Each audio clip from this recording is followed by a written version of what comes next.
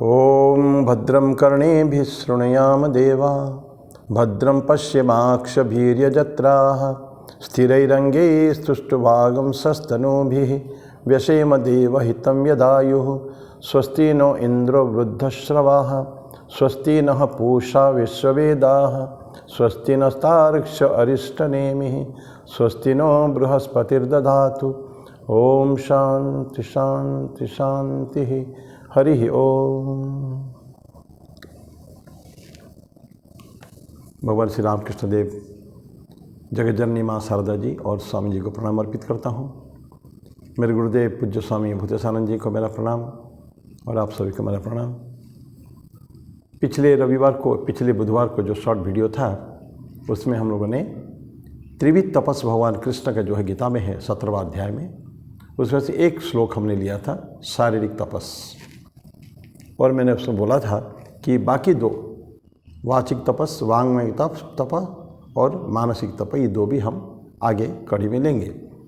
तो उस कड़ी में आज सेकंड जो है वाचिक तपस है। मैं आपको याद करा दूं, पहले बार हमने क्या पढ़ा था पिछले बार?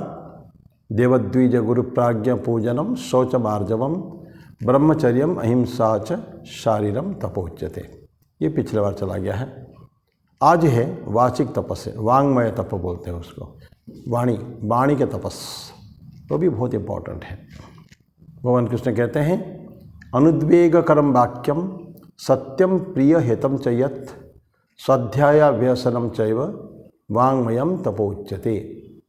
क्या होते हैं? अनुद्वेगकरम वाक्यम, उद्वेग जो प्रोड्यूस नहीं करता है, अनुद्वेगकरम वाक्यम, एक्साइटमेंट, उत्तेजना हमारे सृष्टि नहीं होती शरीर में, मन में, ये अनुद्वेगकरम वाक्यम।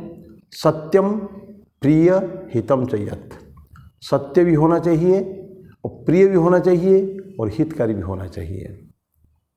सत्य प्रिय और हितम, सत्यम प्रिय हितम च यत्, और स्वाध्याय अभ्यसनम, अभ्यास करना किसी का? स्वाध्याय का। किसके स्वाध्याय? विशेष करके हम लोग हमारे शास्त्र, धर्मशास्त्र, वेद उपनिषद है, उसके अभ्यास हमेशा प्रैक्टिस रहे। स्वाध्याय अभ्यसनम चैव वांग्मयम तपोच्यते, उसका हम वांग्मय तप या वचन की तपस्या कहते हैं। ये श्लोक है।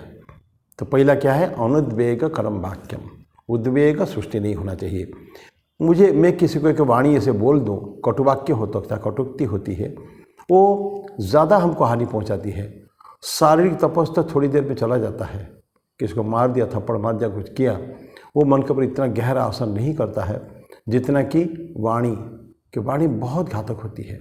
अगर ठीक ठीक वाणी हम नहीं बोले, अगर माने उनके लिए हितकारी भी न हो, उसको ऑफेंड करने के लिए वाणी अगर ऐसा है, अपमानित करने के लिए, उसमें उद्वेग सृष्टि होता है। और भगवान कृष्ण बोलते हैं कि भक्ति योग में आता है, यस्मान्नोद बीजते लोकान्नोद बीजते चयः हर्षमर्ष भयोद्वेग ही मुक्त यश चमे प्रिय। जो व्यक्ति किसी को मन में उद्वेग सृष्टि नहीं करता है और उसके मन में भी कोई उद्वेग सृष्टि नहीं कर सकता है, माने सो काम एंड शांत चित्त है, कोई उसको कुछ बोल दे उसके ऊपर क्या असर नहीं पड़ता है, भय और उद्वेग से जो मुक्त है, ऐसा इंसान को होना चाहिए। तो जब मैं तो मुक्त हो गया, लेकिन मैं कुछ वाणी दूसरे को बोल दूं, ये हमारे लिए ठीक नहीं बिल्कुल भी।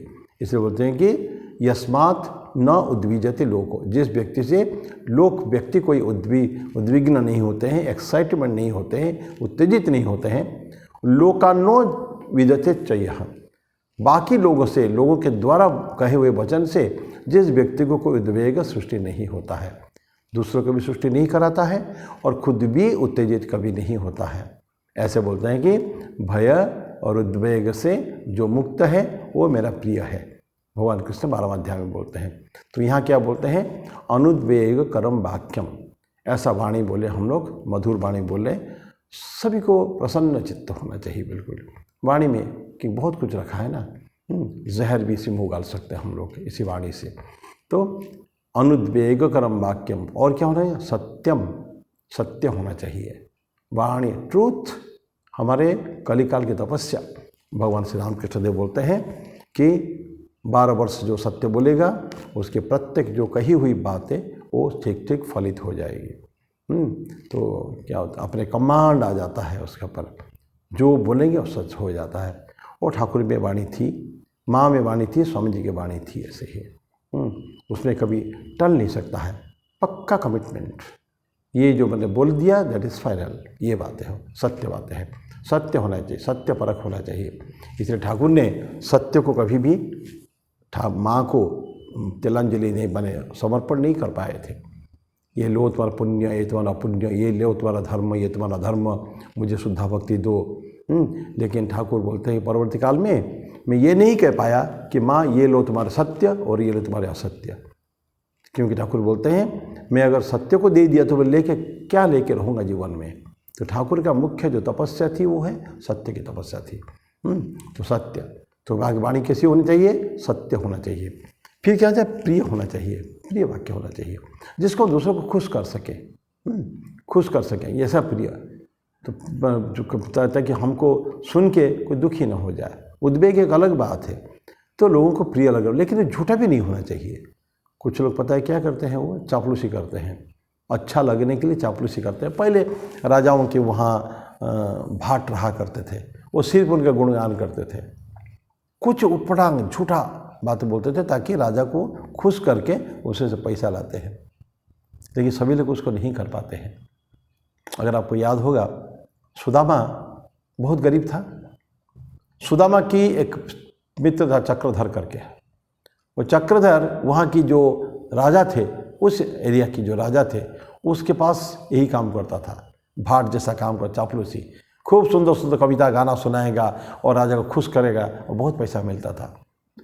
तो चक्रधर एक बार सुदामा के पास आके उसके पत्नी को बोलता है कि देखो ये तो इतनी हालत तुम्हारी ख़राब है, मुझसे देखा नहीं जाता, तो क्यों ना ये जाके सुदामा जाके थोड़ा सा राजा के वहाँ कुछ मैं जो से करता हूँ, गाना गा, देखिए मैं पालकी में आता हूँ, पालकी इतना सम्मान मेरे को मिलता है, पैसे कौड़ी की कहीं कमी नहीं है, बहुत पैसा मिलते हैं।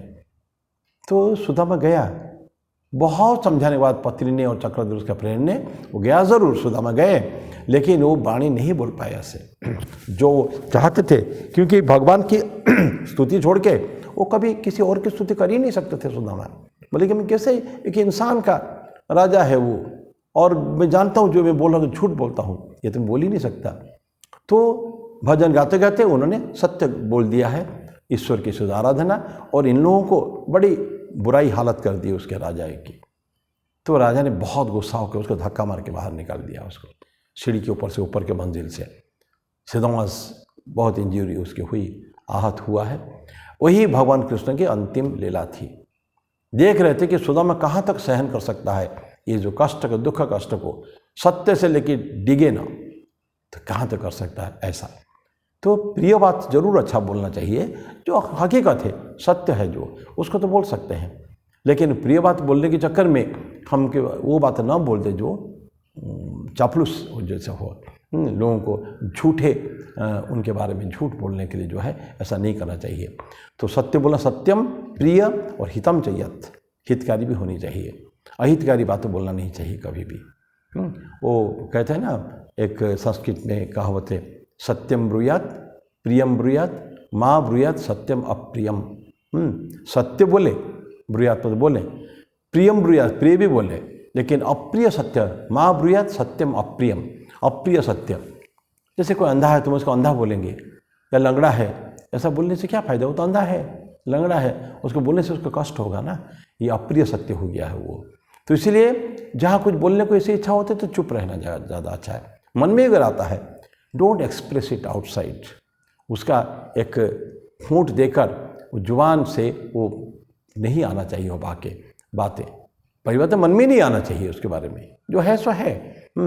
तो बोलते हैं कि अनुद्वेगकरम वाक्यम सत्यम प्रिय हितम चयत। तो जो चीज़ है सत्य भी है, वो प्रिय भी है, और लोगों के हितकारी है, ऐसी बातें हमको बोलना चाहिए। वो सत्य की कसौटी भी है, वो क्या वो लोगों के कल्याणकारी है, वो नहीं है तो ऐसी बातें बोल के क्या फ़ायदा है। तो उसके भलाई के लिए कुछ होना चाहिए, बात सत्य होनी चाहिए, और उसके लिए हितकारी होनी चाहिए। ये सब ट्रूथ के 3-4 स्टेप्स होते हैं। ये सारे अगर वो जो बातें जो बोलने वाले हैं, वो अगर तीनों की ये जो एक छल्ली टाइप का होता है। इसमें अगर निकल जाए तो समझ ले कि ये बात बोले जा सकते हैं, अदरवाइज वो बात नहीं बोली जानी चाहिए। तो सत्यम प्रिय हितम च, और क्या बोलते हैं, स्वाध्याय अभ्यसनम चैव, स्वाध्याय का अभ्यास, प्रैक्टिस, क्या करें प्रैक्टिस, ये स्क्रिप्चर पढ़ने का अभ्यास, हमेशा अभ्यास रहना चाहिए। संस्कृत का चैंटिंग जो करना चाहिए, बहुत सुंदर संस्कृत श्लोक जो है ना उच्चारण करना। कहते हैं कि वेद के ऋचाएँ या श्लोक, जिसको कहते हैं, श्लोक तो नहीं कहते हैं, वेद में जो आते हैं वो उसका मंत्र या ऋचा कहते हैं। वेद की ऋचाएँ, उपनिषद के मंत्र, उपनिषद के श्लोक, इसको पढ़ने पर ही हमारे जीवा पवित्र होती है। और साइंटिफिकली टेस्टेड भी है, आजकल बहुत उस पर एक्सपेरिमेंट होते हैं। ये जो महामंत्र को जप करना, गायत्री मंत्र जप करना तो बहुत बड़ा मंत्र है गायत्री मंत्र, विश्वामित्र ने इसको दिया था। तो गायत्री मंत्र जो है वो ओम भूर्भुवस्सुवः तत्सवितुर्वरेण्यं भर्गो देवस्य धीमहि धियो यो नः प्रचोदयात्, ये गायत्री मंत्र। ये गायत्री मंत्र के बारे में इतने बड़े बड़े एक्सपेरिमेंट हुए हैं। ऐसा बहुत दिन सुन रहा था, जी टीवी के जो DNA आता है, daily news analysis, Sudhir Chaudhary का, वो बता रहे थे कि उसके एम्स में और बड़े बड़े इंस्टीट्यूट में, IIT वगैरह में उसके हुए हैं रिसर्च उसके ऊपर, कि संस्कृत प्रोनाउंसिएशन जो छुटपन से जो संस्कृत पढ़ाते हैं विथ इंटोनेशन, खाली से पढ़ने से नहीं होगा, उसका एक छंद होता है, उसका पढ़ने का मीटर होता है, उसी हिसाब से पढ़ने का है।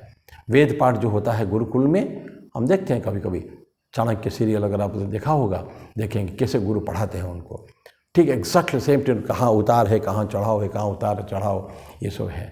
उदात्त अनुदात्त इसको कहते हैं ना, हम जो वैदिक मंत्र चैंटिंग करते हैं, उसमें थोड़ा ऊपर जाता है, थोड़ा नीचे, थोड़ा ऊपर, थोड़ा नीचे, ऐसा जाता है। ये इंटोनेशन कहते हैं उसको। ठीक ठीक मीटर, ठीक ठीक छंद, ठीक भाव से उसको उच्चारण करना चाहिए। तो ये हो गया वेद के पाठ, उसका अभ्यास हमेशा रहना चाहिए।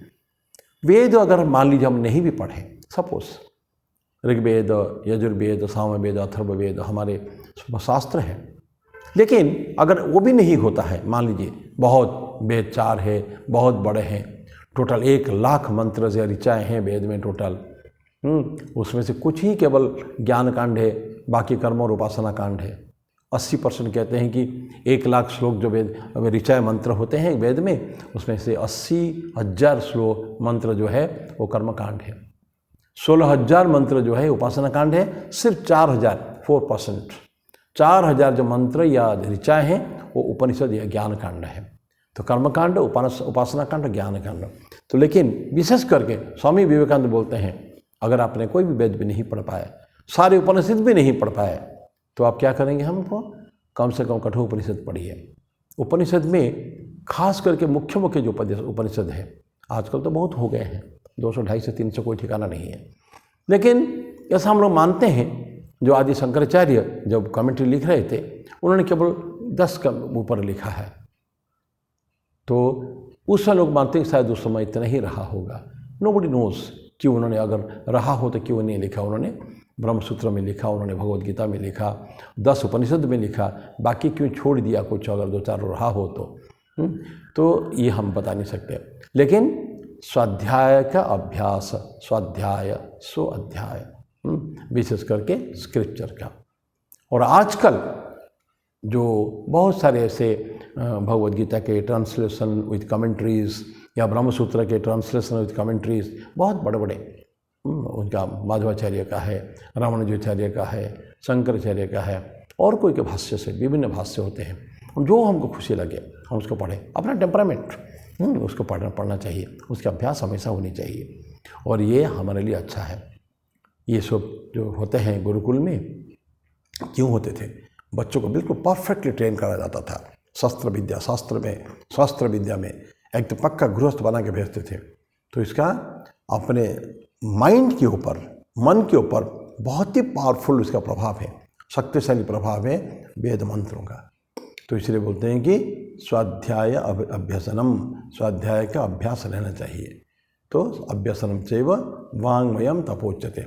और हम अंतिम बात कहूँ, कुछ भी अगर हम नहीं पढ़ रहे हैं तो हमारे जो रामकृष्ण संघ के जो व्यक्ति हैं या बाहर के लोगों के लिए भी ठाकुर के वचनामृत और स्वामी जी के माँ की बातें, स्वामी जी के जो कंप्लीट वर्क्स, कुछ भी ले लें, स्वामी जी का कंप्लीट वर्क्स को उनका जो समग्र खंड है, हिंदी में 10 खंड है, हिंदी में इंग्लिश में 9 खंड है, तो उसको तो एक वेद वाक्य से कम नहीं मानते हैं। इस स्क्रिप्चर ऑफ द मैनकाइंड, पूरी मानव जाति के लिए है।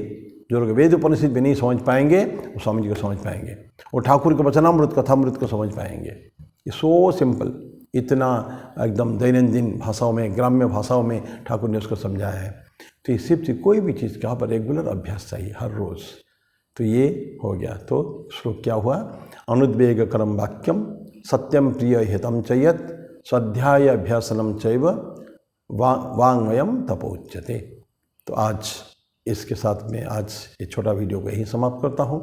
अगले बार फिर जो तीसरा वाला है, जो मानसिक तप है, तो उसको हम चर्चा करेंगे अगले बुधवार को। तब तक के लिए मैं विदाई लेता हूँ। ओम शांति शांति शांति। हरि ओम तत्सत। श्री राम कृष्णार्पणमस्तु।